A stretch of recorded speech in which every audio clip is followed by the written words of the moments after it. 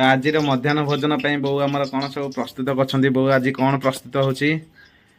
तो देखो आज बंधाकोबी बा पत्रकोबी तरकारी होची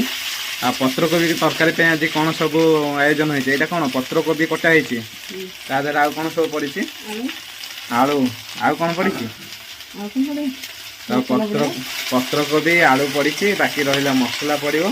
तो बो आमर अति स्नेह सहित आदर सहित खरड़ी चलती तो बो एक्चुअली पत्रकोबीटा टेस्ट कौ दिन बेसी लगे कहल आमर शीत दिने अधिक टेस्ट लगे ना तो शीत दिने पत्रकोबीटा बेसी टेस्ट लगे तो देखो बर्तमान ताप मसला मसली कौन सब रही ये कौन सब मसला पियाज टमाटा आ कौन पड़ी अदा रसुण तो देखो बर्तमान अदा रसुण पियाज टमाटो सब पेस्ट हो जाए आ पत्रकोबी